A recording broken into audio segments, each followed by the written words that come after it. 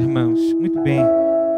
Nós estamos diante das trombetas do juízo de Deus. Já vimos até aqui as 7 igrejas, os 7 selos, e agora estamos entrando nas 7 trombetas. Todos esses 7 compreendem a história da humanidade entre a vinda do Messias e a volta de Cristo. Aquilo que a gente considera como o milênio.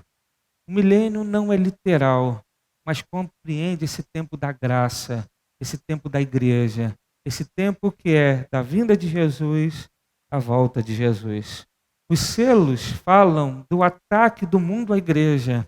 Nós vimos que o Cordeiro foi abrindo os selos e quando cada selo do livro era aberto, um cavalo surgia, um símbolo de muita coisa que estava acontecendo, que iria acontecer na história. E nós vimos perseguição à igreja. Os selos, então, são abertos e mostram para nós o mundo se voltando contra a igreja, o avanço da igreja, o avanço de Cristo, de sua mensagem.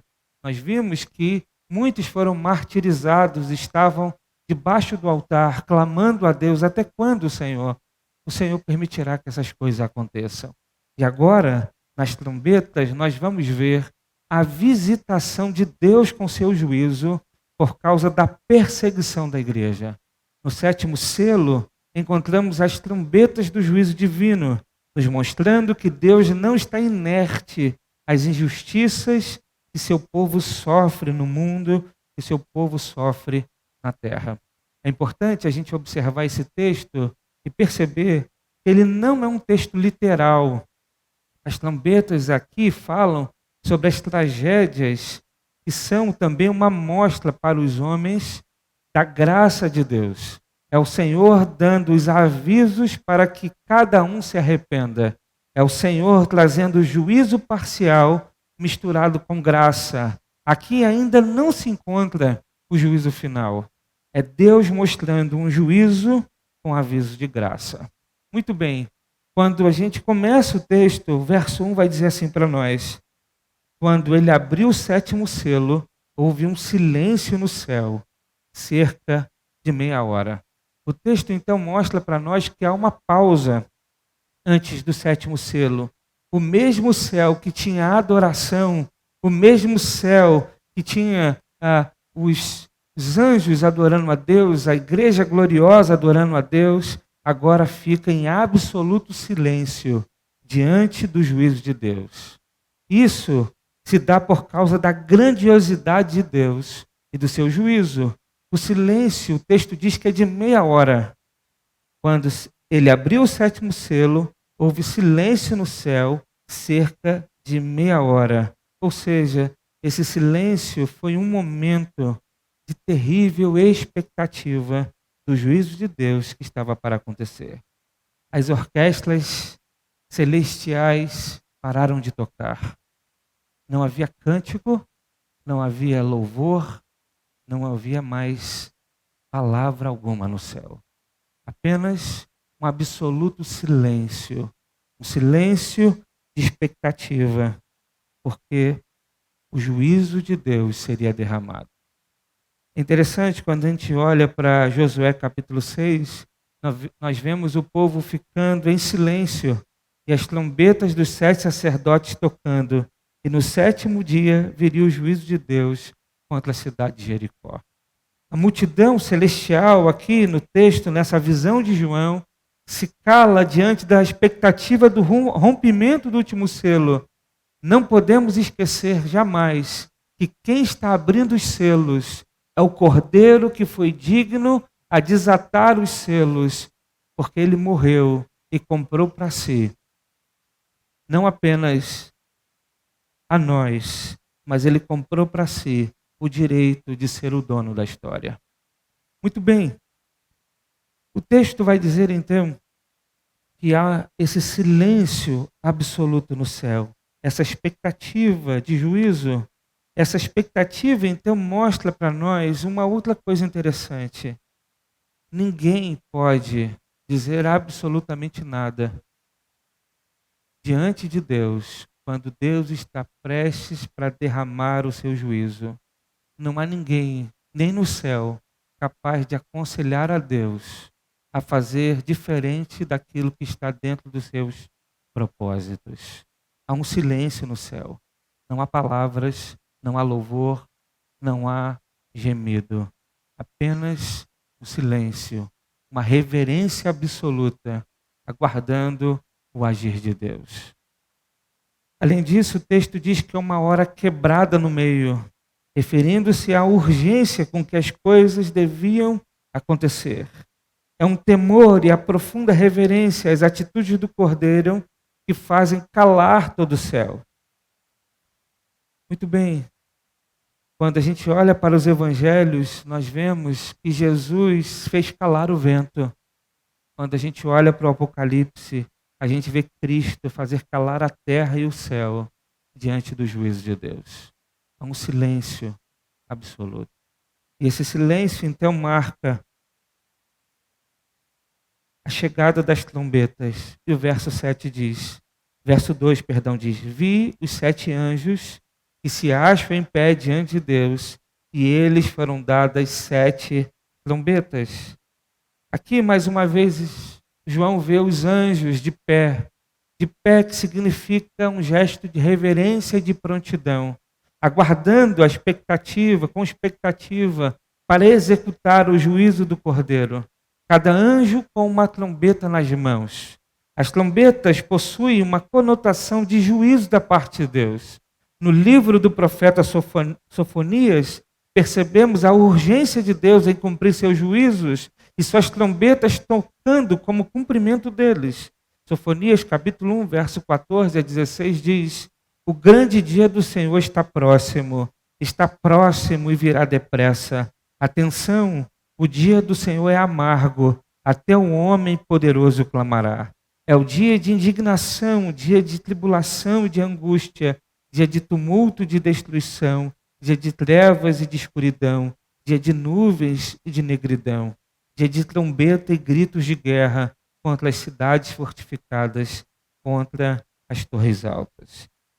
Note, meus irmãos, que apesar de serem pesados todos esses sinais, eles são apenas juízos parciais de Deus. É o Cordeiro anunciando que a sua vinda está próxima para que aconteça, então, o juízo final. Quando a gente entra no verso 3, o texto vai dizer que o outro anjo que trazia um incensário de ouro aproximou-se e colocou de pé junto ao altar.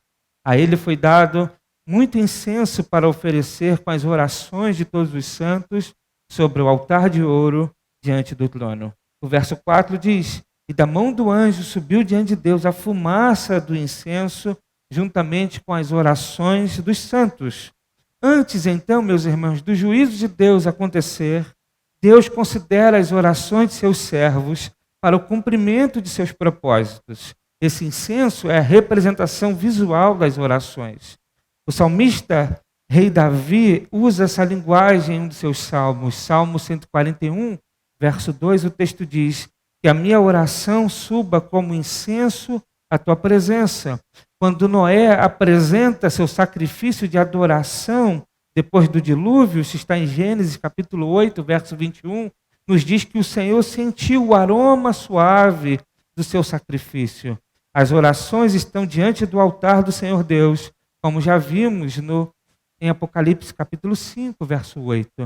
Deus age no meio da história por meio da oração dos seus santos. Então, até aqui, o que eu quero que os irmãos visualizem? A cena que João está vendo. João, na cena anterior, ele viu louvor e adoração no céu. De repente, a cena muda e um silêncio absoluto toma a terra. Um silêncio de expectativa para que Deus então pudesse intervir na história com seu juízo. Os anjos têm trombetas a tocar.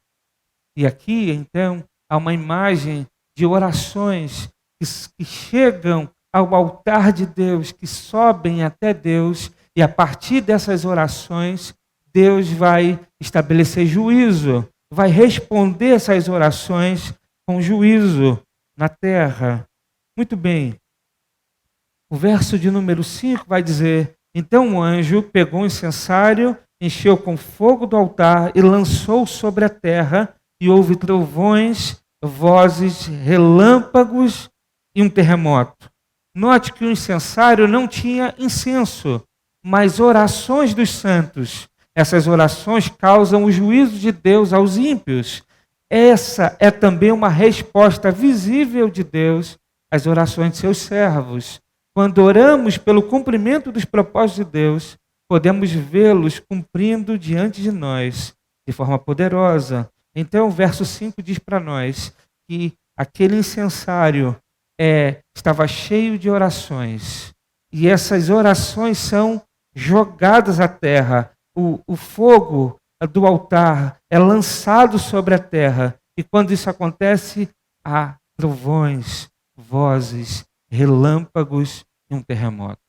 Esses barulhos que o texto menciona é o barulho do juízo de Deus sendo derramado sobre o mundo e sobre a humanidade. Veremos então neste capítulo que esse juízo parcial de Deus é derramado contra a natureza. As 4 primeiras trombetas que são tocadas não é contra o homem diretamente, mas contra a natureza criada, contra a criação que também sofre por conta do pecado. A primeira trombeta, nós vamos ver que ela é contra a terra. O verso 7 diz assim: o primeiro anjo tocou a sua trombeta, e granizo e fogo misturado com sangue foram lançados sobre a terra. Foi queimado 1/3 da terra, 1/3 das árvores e toda a relva verde. A primeira trombeta, então, é contra a terra. São os recursos da vida vegetal sofrendo o juízo de Deus, mas não de forma plena. Depois desses flagelos virão aqueles a quem ninguém e nada poderão resistir. Veja, as plantações são responsáveis por grande parte da sobrevivência humana e resultado de anos de trabalho. Essas coisas são afetadas para que haja o entendimento de se render a Deus, para que haja o entendimento que o homem precisa depender de Deus para a providência, para o seu sustento, para o seu cuidado. Deus, quando cria um homem, coloca um homem na criação, coloca um homem na terra, Deus faz do homem o mordomo da terra.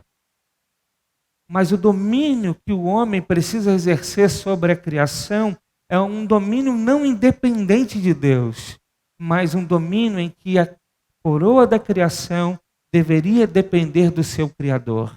Mas o que vemos ao longo da história é cada vez um homem desejando ter autonomia para sua autossubsistência. O que nós estamos vendo aqui nesse primeiro juízo é que Deus está dizendo: a mão poderosa dele mostra para o homem que o homem precisa depender dele. Aqui vemos o juízo parcial atingindo a terra. Muito bem, a segunda trombeta vai ser tocada e o verso de número 8 a 9 vai mostrar que essa trombeta vai castigar e atingir os mares. O verso 8 e 9 diz: o segundo anjo tocou a sua trombeta e algo como um grande monte em chamas foi lançado ao mar. 1/3 do mar transformou-se em sangue. Morreu 1/3 das criaturas vivas do mar e foi destruído 1/3 das embarcações. Agora, meus irmãos, estamos vendo o mar ser atingido. É uma prova de que Deus está trazendo juízo também contra um sistema financeiro. Veja que ele não atinge apenas o mar, mas atinge as embarcações. O texto está dizendo: a pesca e a navegação eram um grande símbolo de prosperidade comercial. Esses são os efeitos trágicos do juízo de Deus contra o pecado e a maldade. O Deus Mamon vai ser ridicularizado e pondo os homens à deriva. O Senhor mostra que as riquezas não poderão salvar o homem no dia do juízo. Até o Senhor dará provas de que ninguém pode confiar nas riquezas. O juízo parcial aqui agora atinge o mar, atinge as embarcações, o sistema financeiro que era pautado nas navegações, nas pescas. O que a gente começa a perceber aqui? É Deus tirando do homem a sua autonomia. É Deus tirando do homem o seu senso de independência. O homem acha que pode muitas coisas por ele mesmo. Mas Deus, de volta e meia, vai derramando sobre a humanidade o seu juízo de forma parcial para mostrar que o homem é apenas criatura e ele precisa depender do seu Criador. Aqui há um ataque frontal às garantias que os homens tinham para também se sustentar, se manter. Meus irmãos, o juízo de Deus, então, está sendo derramado de forma parcial. Muito bem, a terceira trombeta vai ser tocada e o verso 10 vai dizer assim, veja, verso de número 10, o terceiro anjo tocou a sua trombeta e caiu do céu uma grande estrela, queimando como tocha sobre 1/3 dos rios e das fontes das águas. Verso 11 vai dizer, o nome da estrela é Absinto, tornou-se amargo 1/3 das águas, e muitos morreram pela ação das águas e se tornaram amargas. As fontes das águas agora aqui são atingidas. Primeiro é atingida a terra, segundo é atingido o mar, agora o que é atingido é as fontes de água. E aqui também representa a questão de sobrevivência humana. Não há vida sem água. Logo, a vida também é abreviada quando se atinge águas potáveis. A maior preocupação do século XXI não é o petróleo, mas a água potável.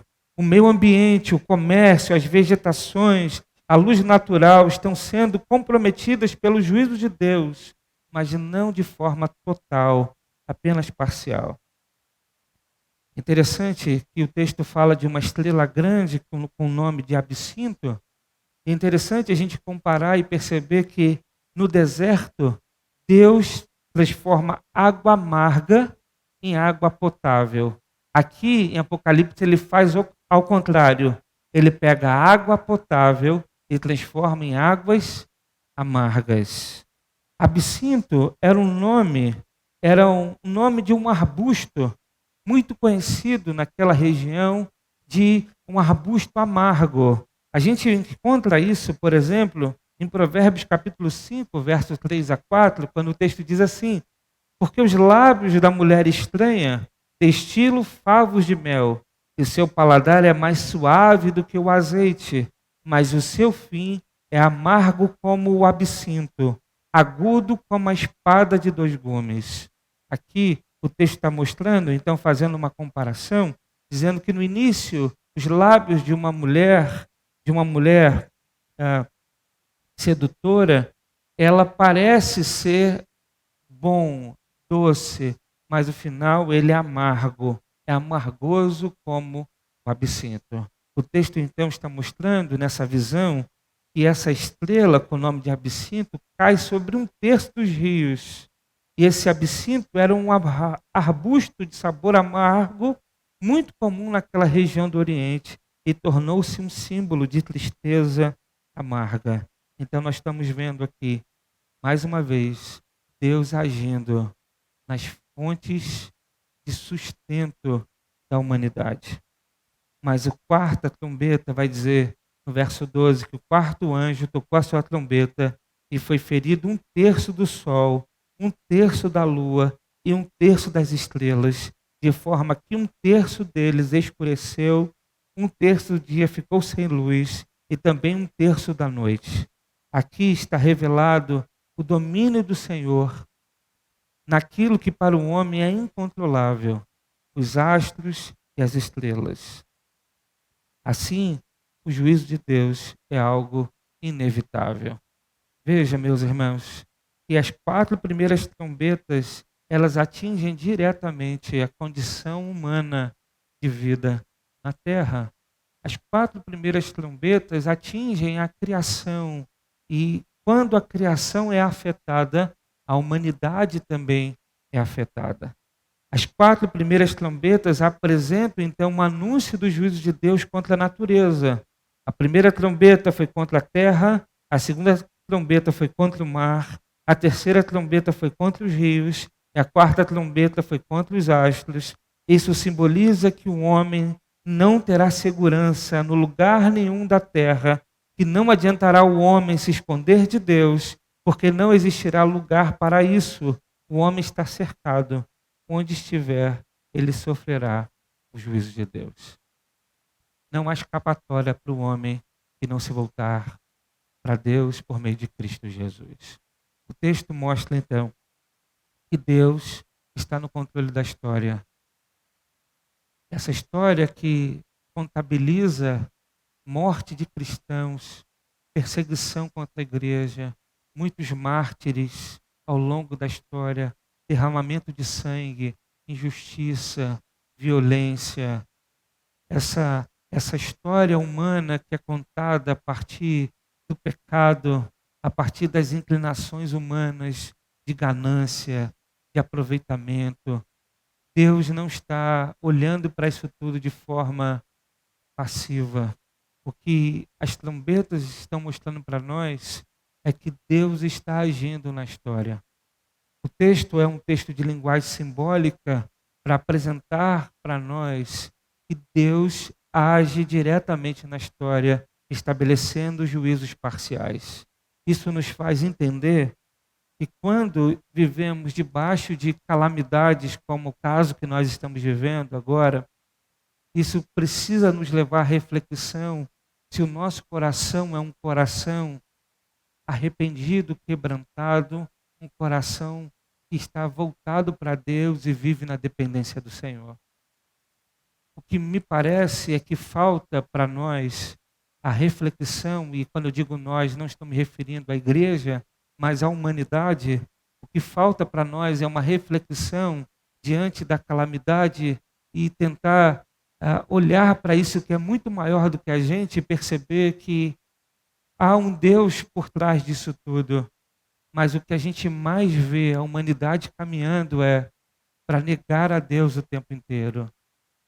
A humanidade está caminhando para matar Deus, se isso fosse possível. A humanidade caminha para a negação total de que há um Criador de todas as coisas. É por isso que a gente escuta o tempo todo falando que a saída para a humanidade é o quê? Ciência, ciência, ciência. É por isso que a gente escuta o tempo todo o discurso, a narrativa, falando que a saída para a humanidade é sempre acreditar no homem, na inteligência, na capacidade, na ciência. Parece que o homem não aprende diante das calamidades que ele está sujeito. Parece que o homem não aprende que por mais que ele domine técnicas, por mais que ele seja criativo, por mais que ele domine ferramentas que outrora outras gerações não foram capazes de dominar, mesmo assim, eles são insuficientes para lidar com coisas que só Deus pode lidar. Me parece que a humanidade ela não aprende. E isso está registrado há 2000 anos atrás. Há 2000 anos atrás está registrado que a humanidade viveria como se Deus não existisse e Deus volta e meia ia agir com juízo na história para mostrar para a humanidade que Ele está no controle da história e não é um homem. Para mostrar para a humanidade que não é um homem que está sentado no trono, mas é Deus que governa sobre o universo. Me parece que a humanidade não consegue aprender com as calamidades. E me parece que a gente avança cada vez mais para um tempo sombrio. Quanto mais ao avanço da humanidade em termos de ciência e tecnologia, maior é o discurso de uma vida sem Deus. Como se houvesse a possibilidade, como como se fosse impossível conciliar a ideia de Deus com a ciência, como se fosse impossível conciliar a ideia da existência de um Deus que deu capacidade humana para desenvolvimento, para criação, para ser criativo, para desenvolver as coisas que nós temos hoje.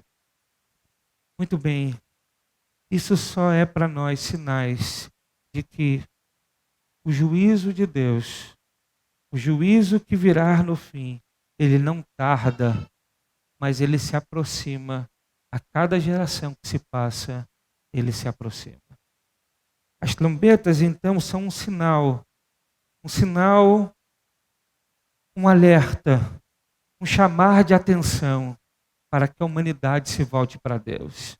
Aqui a gente não vê o juízo final, mas ainda um juízo misturado de graça, um juízo misturado com oportunidades, um juízo que ainda espera para aqueles que devem se arrepender, que se arrependam e se volte para Deus. Mas o texto vai dizer para nós no verso 13 que João, enquanto olhava, ele ouviu uma águia que voava pelo meio do céu e dizia em alta voz: ai, ai, ai dos que habitam na terra, por causa do toque das trombetas que está prestes a ser dado pelos 3 outros anjos. As 3 últimas trombetas, elas são os ais da parte de Deus. E quando a gente olha para a Bíblia, a gente percebe que todas as vezes que a Bíblia usa a expressão ai, é uma expressão de repreensão e de juízo da parte de Deus. Abre Mateus 23, que a gente vai ver Jesus falando ai várias vezes. Veja, Mateus 23. Jesus vai condenar aqui a hipocrisia dos fariseus e dos mestres da lei.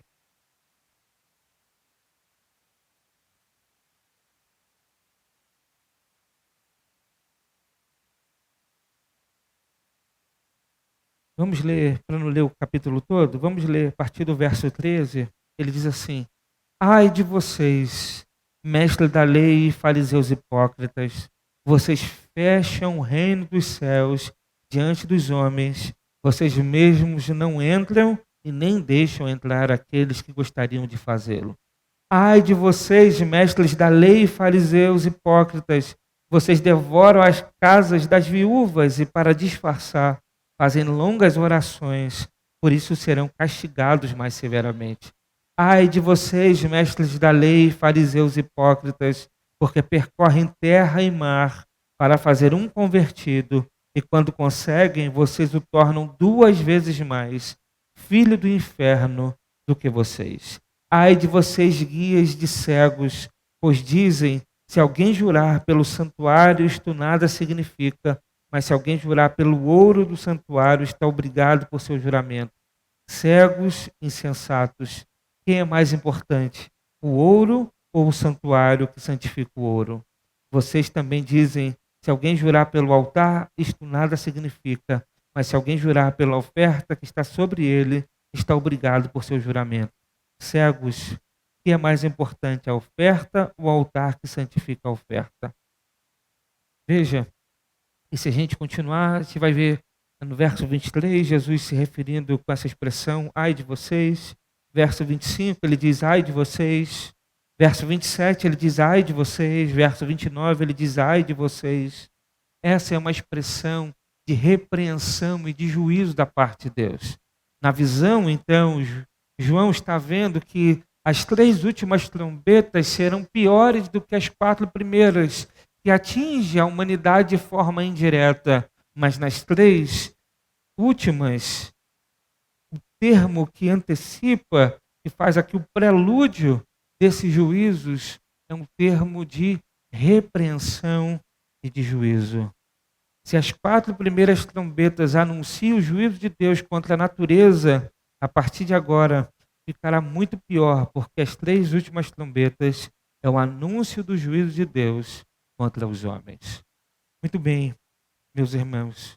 Vimos então que As trombetas simbolizam o anúncio de Deus que aponta para um juízo. Deus vai gritando ao longo da história para a humanidade ensurdecida, para que ouça a sua voz, se arrependa e se volte para Deus. Mas ao longo do Apocalipse nós vamos ver que esta humanidade não se arrepende, não se volta para Deus e por isso sofre o juízo de Deus. Sofre de forma parcial, mas as trombetas apontam para um juízo final que será terrivelmente pior do que qualquer coisa que a gente vê, que a gente presencia, que a gente passa, né? Que a gente e qualquer coisa que a gente tem sequer noção. É pior do que a pandemia que a gente está vivendo, é pior do que qualquer guerra que a humanidade já experimentou. O juízo de Deus será algo profundamente terrível. Muito bem. Talvez o Apocalipse, sendo pregado nos dias que nós estamos vivendo, sirva também para nós como um despertar. Para que a gente não seja aqueles que vão dizer, isso aqui é por causa disso ou daquilo, é Deus fazendo assim, porque a gente não tem muita informação e muito detalhe da Bíblia. Mas o fato é, o que a Bíblia ela revela de forma categórica, de forma clara, é que Deus está no controle da história e que Ele vem conduzindo essa história, e Ele vem conduzindo essa história, dando oportunidade de arrependimento, num tempo de graça, mas também declarando o seu juízo e manifestando a sua mão poderosa. Isso é claro no texto do Apocalipse, como é claro no texto das Escrituras. Muito bem. Diante disso, o que nós podemos aprender de forma prática e como nós poderíamos aplicar ao nosso coração um texto como esse? A primeira aplicação que eu quero trazer é: primeiro, estamos seguros, pois servimos um Deus cuja majestade e poder põe em silêncio a terra e céu.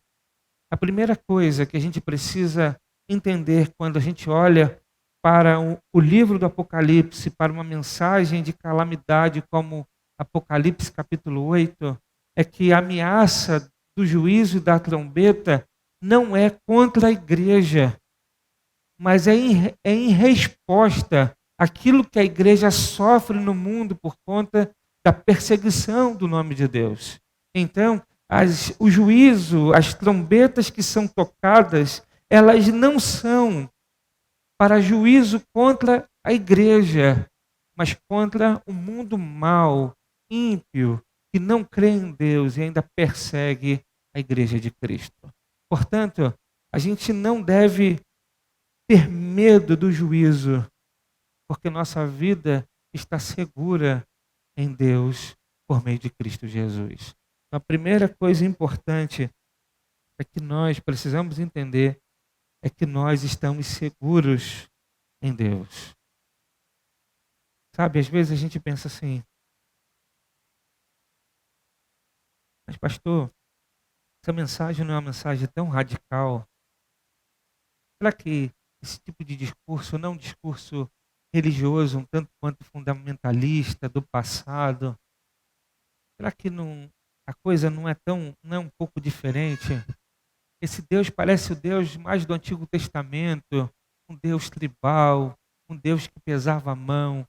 A gente está vivendo na era da graça, no tempo do Novo Testamento, no tempo da pregação do Evangelho, onde mostra que Deus amou as pessoas, onde a pregação é uma pregação que mostra o amor de Deus. Mas para pensar uma coisa. A primeira, vocês acham que Deus é mutável? Que Deus muda? A Bíblia diz que Deus não muda. Esse é o primeiro ponto. Deus não muda quem Ele é. Ele é o mesmo ontem, hoje, será o mesmo eternamente. Essa é a primeira questão. Então não há Deus com caráter evoluído, mas há uma humanidade que caminha cada vez mais para ser uma humanidade que não respeita mais regras, que não respeita mais autoridade, que não gosta de obedecer preceitos, que não lida bem com disciplina, que não lida com punição. Para pensar. Percebe como esse mundo pós-moderno que a gente vive, ele não lida bem com essas coisas. Quem mudou não foi Deus, mas quem muda constantemente é o homem. E num afã ou na pregação do amor ao próximo, uma valorização da humanidade, o que o homem não percebe por ser cego é que ele se desvaloriza. O que ele não percebe é que ele caminha cada vez mais para distorcer a imagem que ele tem de Deus. Ele cada vez mais ele se torna um ser manchado, um ser transformado, um ser misturado, um ser descaracterizado. Porque quanto mais um homem caminha longe de Deus, menos ele é aquilo pelo qual ele foi criado. Menos ele é homem, humanidade. Não há amor verdadeiro, senão é o amor comunicado de Deus para nós. O amor é um atributo de Deus. Deus é amor. O amor é comunicado a nós, mas esse amor, ele está intimamente ligado com obediência, com disciplina. Porque Jesus mesmo disse: aquele que me ama, obedece os mandamentos. Pedro, escrevendo a sua primeira carta, ele diz: vocês que têm Deus como Pai, lembra que também Ele é juiz e, portanto, vivam a vida de vocês com temor. A Bíblia nunca desassociou essa ideia de que amor não é compatível com juízo, amor não é compatível com disciplina. Pelo contrário, a Bíblia diz que quem ama, disciplina. Quem ama, corrige. E quem ama, aquele que tem a autoridade de corrigir e disciplinar, ama demonstrando em obediência aos seus mandamentos. Colocando em palavras, a gente demonstra que ama os nossos pais obedecendo. Os pais demonstram amor pelos filhos quando os pais corrigem rota, quando os pais não permitem os filhos caminhando para o caminho da degradação, para o caminho da imoralidade, para um caminho distante de Deus. Os pais que amam corrigem rota. E os filhos que amam os pais obedecem os mandamentos. Portanto, essa ideia não é uma ideia bíblica, mas é uma ideia humana que caminha cada vez mais para não se dobrar a Deus, o Criador de todas as coisas. Mas nós precisamos compreender que estamos seguros. Entendam sempre que a graça divina nunca é uma graça barata. A graça de Deus nunca é uma graça barata. Nós não somos antinomista, que significa nós não cremos que não é necessária obediência aos mandamentos. O que nós cremos é que a obediência aos mandamentos é em resposta à graça divina. Não é para ganhar a graça divina. Não é para receber a graça divina. Não é para ser salvo, portanto, pelos mandamentos. Mas os mandamentos é a resposta que um homem dá ao seu Deus por ter recebido essa graça. Como nós demonstramos o amor a Deus quando nós obedecemos a sua palavra. Portanto, nós não acreditamos numa graça barata, uma graça que não muda a vida, uma graça que não transforma, uma graça que não faz nascer de novo, uma graça que não leva a pessoa a viver uma vida de santidade.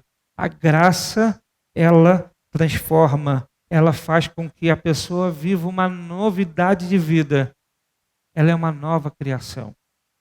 Por isso, nós temos que ter consciência dessas coisas, para que quando a gente olha o cenário que a gente vive, a gente nunca esqueça que Deus está no controle da história. Muito bem, em segundo lugar, os anjos do Senhor estão a serviço dele. Por isso nós devemos estar. Uma segunda aplicação que eu acho interessante é a gente perceber aqui de uma forma clara aquilo que Jesus nos ensina na oração do Pai Nosso. Ele disse: Pai nosso que estás nos céus, santificado seja o teu nome, venha a nós o vosso reino, seja feita a tua vontade, assim na terra como no céu. E aqui no texto há uma visão do céu, onde os anjos servem a Deus e fazem exatamente aquilo que Deus determina que seja feito. Se a gente tem o nosso Pai que está nos céus, e a nossa oração é que a vontade de Deus seja feita na terra, assim como é feita no céu, essa vontade é feita a partir do momento que nós também obedecemos essa vontade, servindo ao Senhor, assim como os anjos aqui na visão servem a Deus. O que nós precisamos entender é que a nossa vida é uma vida de serviço ao Senhor. Nós fomos resgatados para servir a Deus. Nós fomos salvos para viver uma vida de serviço ao Senhor. Nós fomos chamados para servi-lo. E nós devemos, então, buscar servir ao Senhor. É tão extraordinário que Deus, para não nos deixar perdidos diante de um mundo em que nós não saberíamos como devemos servir a Deus, tá bom, tenho que servir a Deus, mas como é que a gente vai fazer isso? A Bíblia mostra que Deus nos constituiu em um corpo. Deus estabeleceu a maneira de lidar com a humanidade a partir da nova aliança, a partir de corpo, a partir de igreja local. Isso é desde o Novo Testamento. A igreja de Jerusalém, que começa a ser perseguida e se espalha, aí surge a igreja de Antioquia, e daqui a pouco a gente vai ver a igreja de Filipe, a igreja de Corinto, a igreja de Éfeso, a igreja da Galácia, a igreja em Tessalônica, e a gente vai ver as igrejas locais e como nós servimos a Deus quando nós servimos uns aos outros na igreja local. Ah, pastor, mas a gente não deve servir a Deus fora? Claro, nós precisamos viver uma vida em culto a Deus em toda e qualquer área. A nossa vida precisa ser para a glória de Deus. Mas uma coisa não substitui a outra. Uma coisa não anula a outra. A nossa vocação para ser exercida no mundo não faz com que nós deixemos a nossa responsabilidade de servir o corpo local. Porque assim como Deus nos vocaciona para o mundo, assim também Deus nos dá dons espirituais. E quando a gente olha para os textos que mostram para nós Deus derramando dons espirituais ao seu povo, isso foi para a edificação do corpo, a edificação da igreja local. A gente sempre aprendeu que todo crente, ele tem dons espirituais. Pelo menos um. Ele tem. A gente sempre aprendeu isso. E para que esse dom espiritual? Para serviço do corpo, para que nós edifiquemos a vida um do outro. Então a gente não pode esquecer essa dimensão do serviço do Senhor. Sabe qual é talvez o problema? É que nós institucionalizamos a igreja no sentido de parecer que servir a igreja e o corpo é necessário ter cargos. Então eu preciso compor um cargo específico para servir especificamente uma coisa ou outra, ou servir meus irmãos. Mas na realidade é que é revelada para nós no Novo Testamento, Deus nos dá dons espirituais para que esses dons sejam colocados em prática para que o corpo seja edificado. Então cabe a nós a responsabilidade de buscar o Senhor e dizer: Senhor, qual é a minha parte no corpo? O que o Senhor quer de mim para que o teu corpo cresça na pregação do Evangelho, no testemunho cristão, sendo luz para a sociedade, sendo sal no mundo, pregando a mensagem da graça? Qual é a minha parte? Eu já disse aqui para os irmãos, quando o pastor prega, a gente tem essa ideia que é como se um falando e todo mundo ouvindo, mas a ideia do corpo é que nós estamos falando, nós estamos servindo juntos. Apenas tem um fazendo um papel específico, mas ele faz isso pelo corpo e com o corpo, não é isso?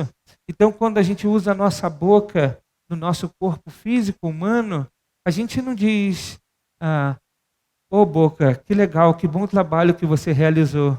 Você mastigou bem essa comida, experimentou bem essa comida. Olha a boca, como é que você fala bem. A gente não diz isso. Por quê? Porque a boca, ela faz parte do corpo. E o corpo é uma coisa só. Ela serve ao corpo. Assim também nós devíamos olhar para a realidade da igreja local. Somos todos nós servindo uns aos outros. E nós devemos encontrar o nosso papel. Num tempo tão difícil como o que nós estamos vivendo, a sensação que dá é que nós estamos abrindo mão cada vez mais do serviço ao Senhor, ao serviço de Deus, tanto no corpo quanto do testemunho para a sociedade. Parece que a nossa busca de autopreservação e de segurança faz com que a gente abra mão de todas as outras coisas. Mas, imagina se numa guerra, os soldados que estão na frente de batalha, eles resolverem fugir e se esconderem. O que seriam das mulheres e das crianças? Imagina se aqueles que deveriam guardar os castelos estão nas torres de vigias, quando se deparasse com a chegada do inimigo, eles largassem os seus postos de serviço. O que seria daquela cidade fortificada? O que seria daquele exército? Certamente não resistiria ao ataque inimigo. Por quê? Porque nós precisamos entender que Deus nos deu funções, vocações, dons, e que eles não podem ser negligenciados, porque há pessoas que dependem de você, há pessoas que dependem de mim, há pessoas que dependem uns dos outros. Aliás, todos nós dependemos uns dos outros. Portanto, nós precisamos entender que o nosso desejo precisa ser servir a Deus, assim como os anjos servem a Deus no céu. Cabe a nós servir agora a Deus aqui na terra. Esse é o nosso tempo, é a nossa geração. Um dia nós passaremos. Então a responsabilidade é nossa. Não sei por qual razão, mas Deus fez com que nós fôssemos a igreja de Cristo a enfrentar a pandemia nesse tempo. Então somos nós que precisamos compreender o nosso papel e a nossa responsabilidade. Deus fez com que nós passássemos por isso. Somos nós que estamos aqui nesse tempo e devemos compreender que nós não podemos abrir mão do serviço do Senhor. Nós precisamos continuar sendo a igreja que é a luz do mundo, o sal da terra, aquela que prega o evangelho da reconciliação.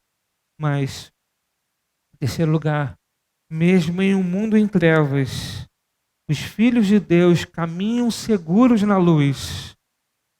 Uma das trombetas, ela atinge os astros, e o texto vai mostrar que nessa visão que João tem, ele vê escuridão.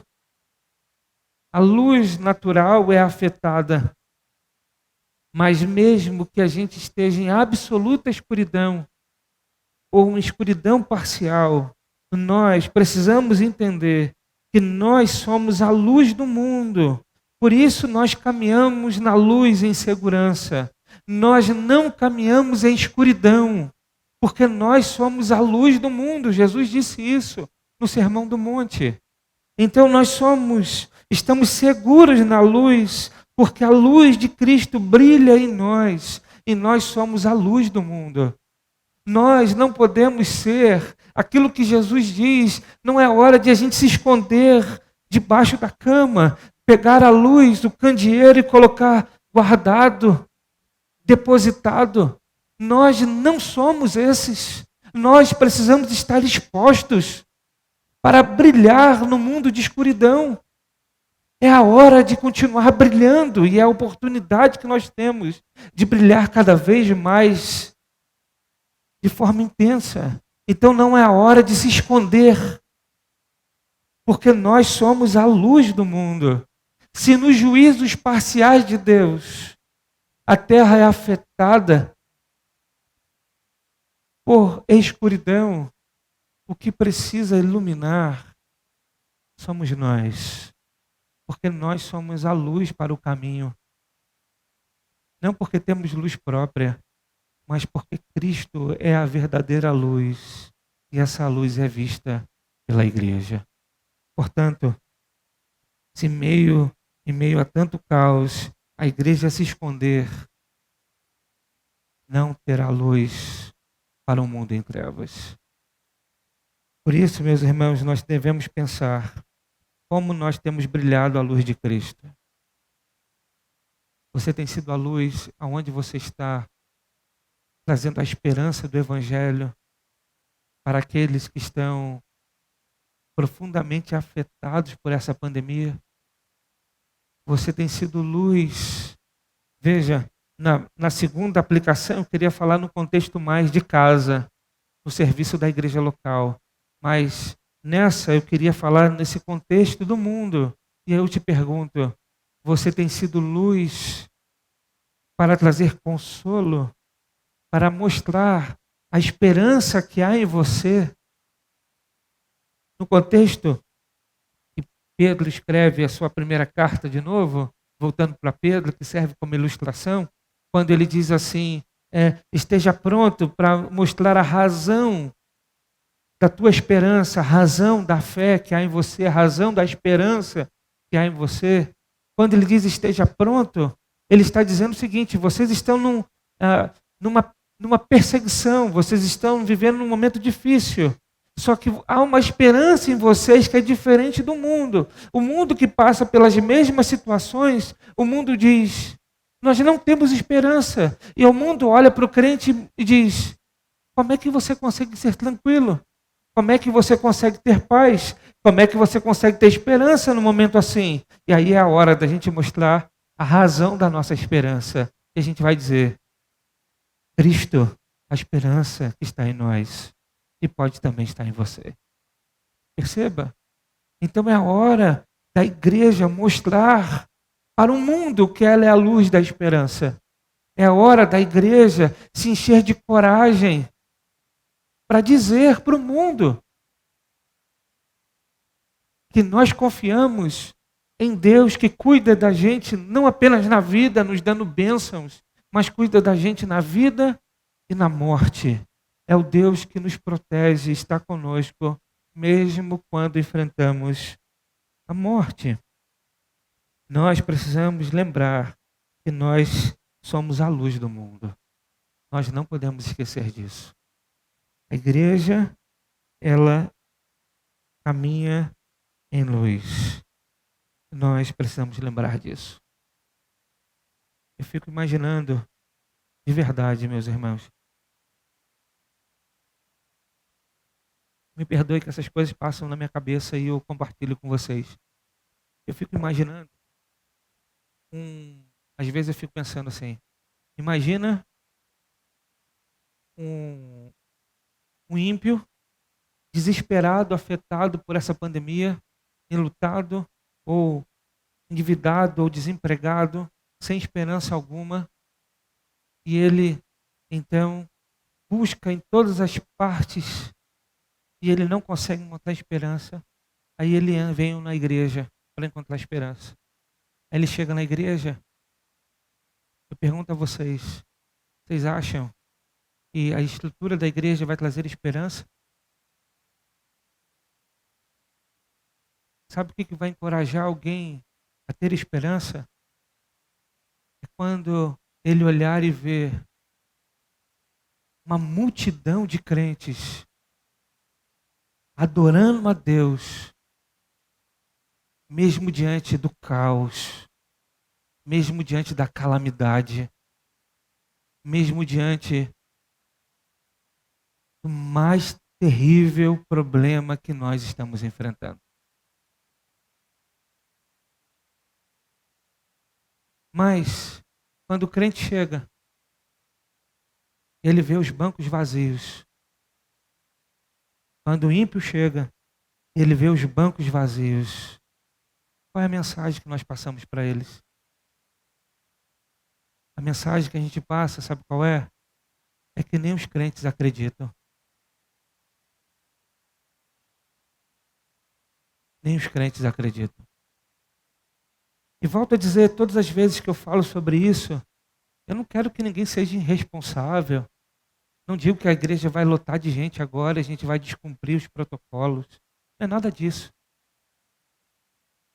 Então a gente sempre tem que pontuar. Às vezes, eu fico preocupado, às vezes assim, a gente fala uma coisa, mas nunca apresenta o outro lado. Mas os irmãos me conhecem, eu espero que conheçam. Então a gente não está puxando por um extremo.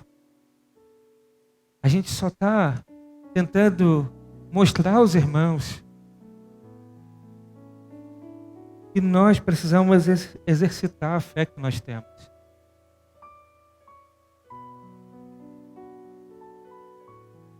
Eu lembro de uma história que já contei para os irmãos, de um missionário na África. Eu li essa história no livro chamado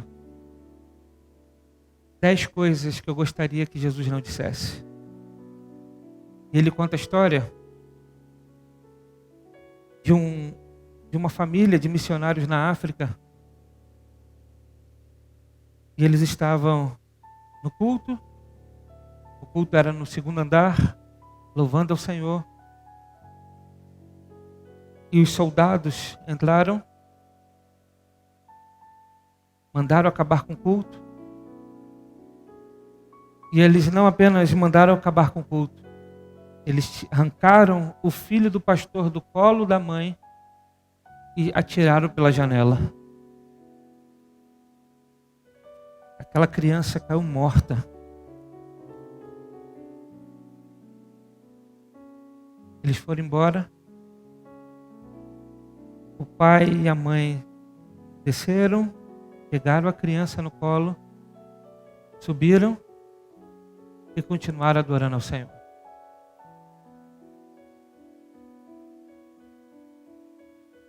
Depois disso, até os soldados se converteram. Até os soldados se converteram.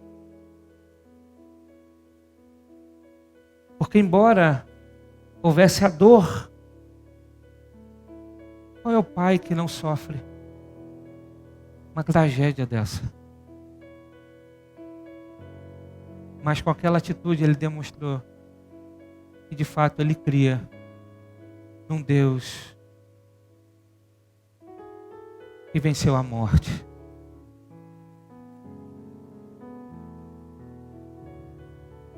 Esses dias agora, quem tem acompanhado essa guerra, que agora teve um cessar mais uma vez lá em Israel, o grupo terrorista Hamas contra o exército de Israel. Alguém postou um vídeo em que os israelitas saíram para as ruas no meio desse período de guerra, de fogo cruzado, e deram as mãos e começaram a cantar a louvar o seu Deus.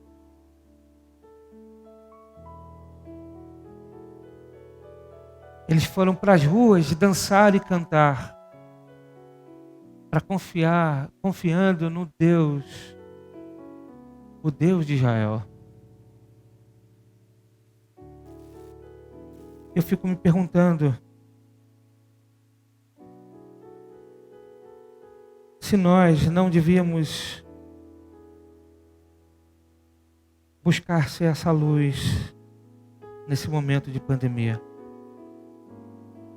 Eu fico me perguntando se nós não devíamos agir mais, estar nos hospitais. Já disse isso aqui outras vezes.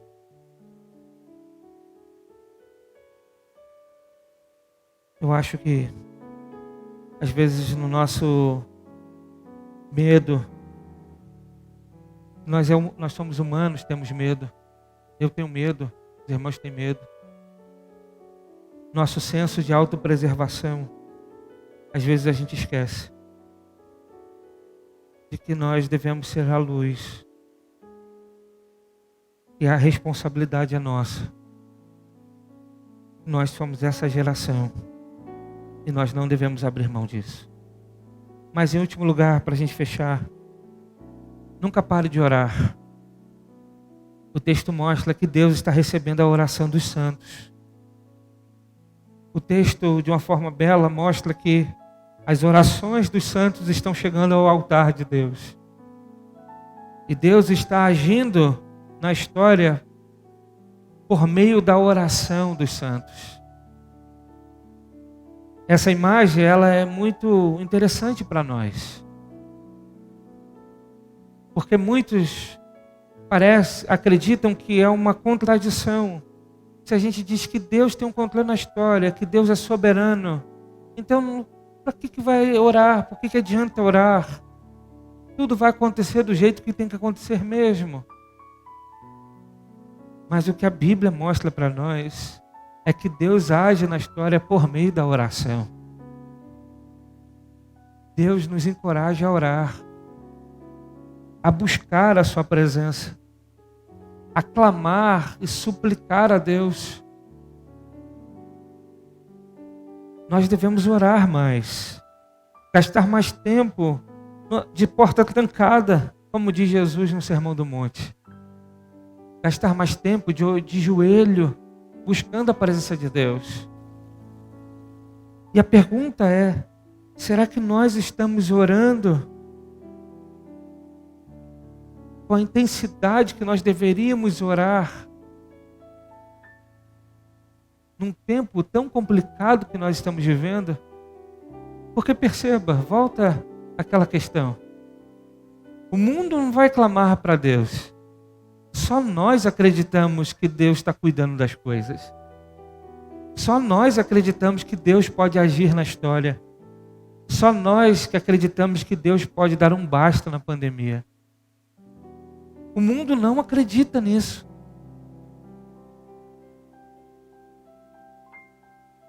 Mas será que nós de fato estamos orando? Será que de fato nós estamos de joelhos clamando ao Senhor, intercedendo, orando uns pelos outros?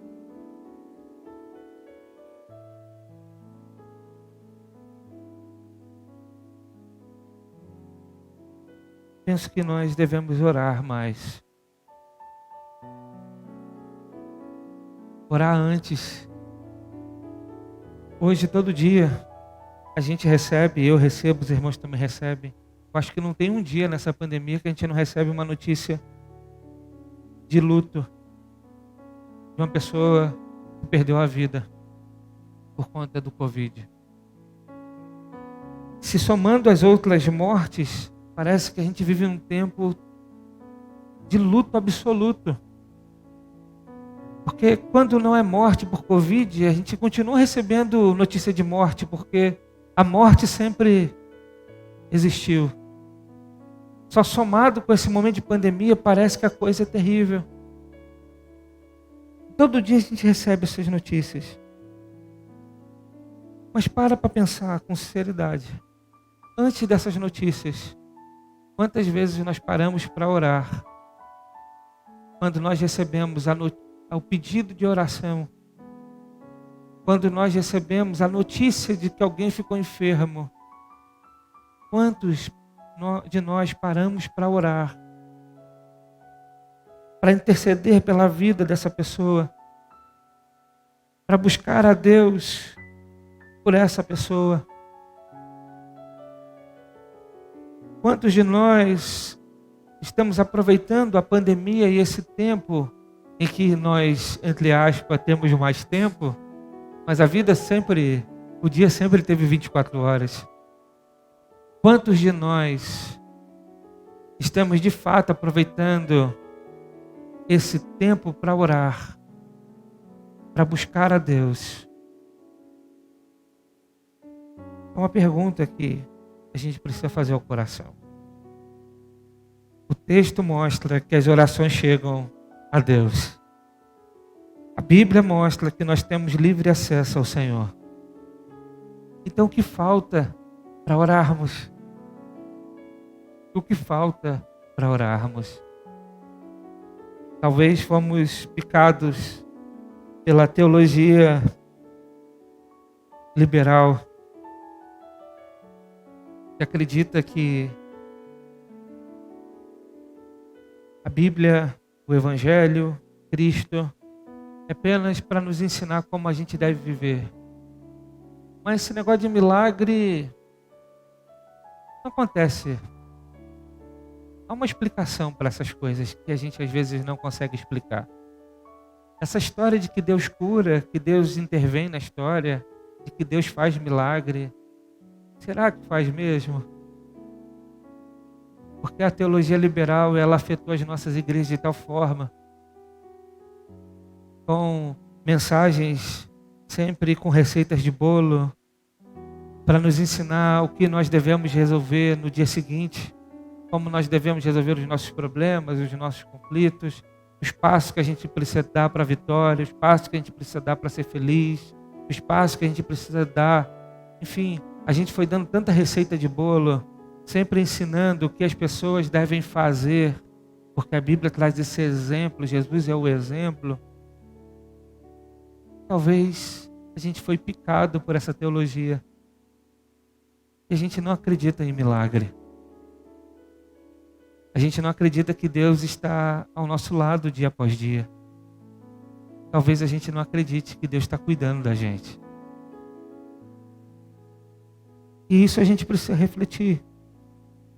Porque esse tempo é um tempo de reflexão, de arrependimento e de se voltar para Deus. As trombetas estão sendo tocadas e nós devemos refletir sobre essas coisas. Que Deus nos abençoe.